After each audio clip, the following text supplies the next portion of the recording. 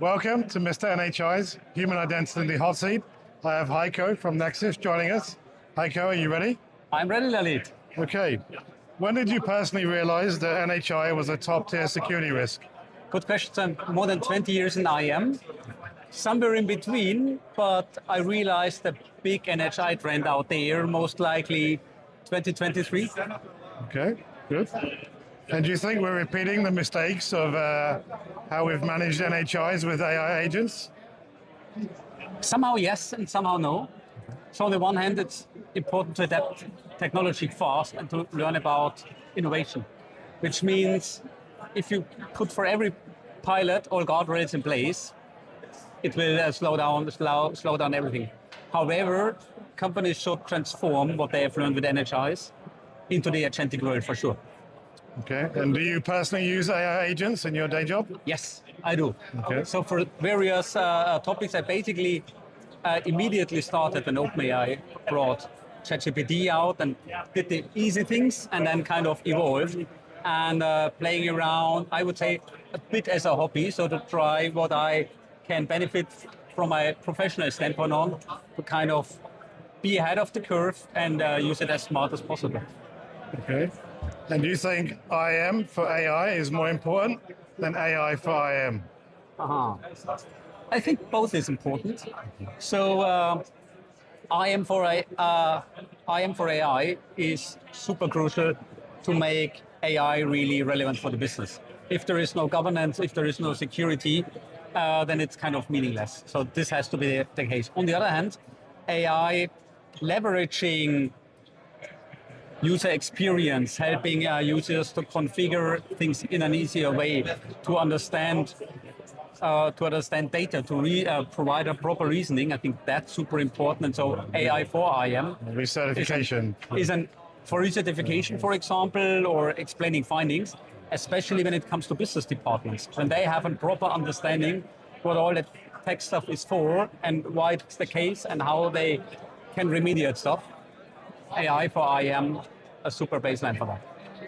Okay, do you think AI agents behave more like employees or software? Sometimes both. Sometimes they are harder to handle. At the end, when everything is matured enough, they will behave mostly like software. Okay. And do you think PAM has to dramatically change to support agentic AI? So PAM or modern forms of PAM has to change to support it in a proper way, yes. Okay, can you elaborate some more on that? Yeah, so when you have this kind of traditional PAM approaches, customers often kind of stick a bit to secret vaults, a bit to session monitoring, a bit to session recording and this kind of stuff. So let's say the basic use cases with agentic AI, you have a couple of more challenges. Also with the NHIs, think about intent. Is behavior drifting, deviating from what you're expecting in this kind of stuff? And that's not yet covered in, let's say, the traditional PAM approaches.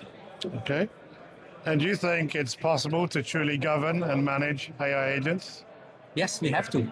So we have to really get the full benefit and to kind of mingle it in important business processes as part of a modern software architecture. It has to be the case that we are able to govern it and control it in a proper way. Okay. And do you think AI agents will eventually need to have proper background checks like humans?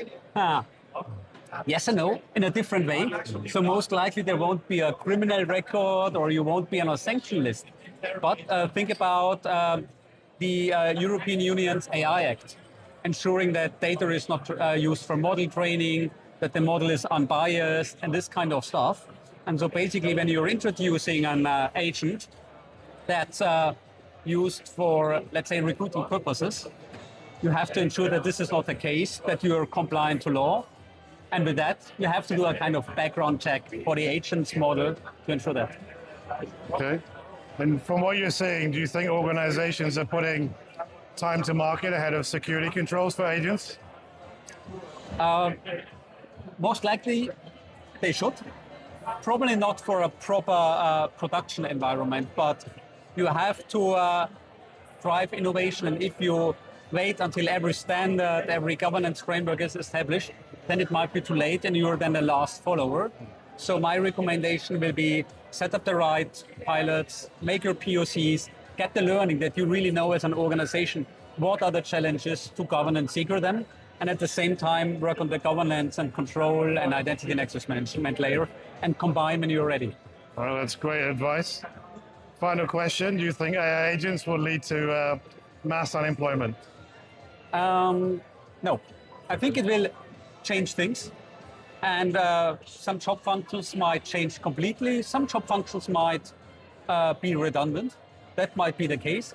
However, we've seen in the industry shifting things up. Just think back 15, 20 years ago in the on-prem world, hardware ordering, no one is anymore ordering hardware for a normal production system. It's done by your pipeline in one of the hyperscalers. Things have shifted from low-level technology to higher-level one. And for sure, if there is a shift, there are other industries that benefit from it. In the service industry, in the industry where you really need a human doing something, where you need human creativity, and that might not be bad at all. Okay, Heiko, you survived Mr. NHI's Human Identity in the Hot Seat. Thank you. Thank you, Lali. Thank you, Mr. NHI.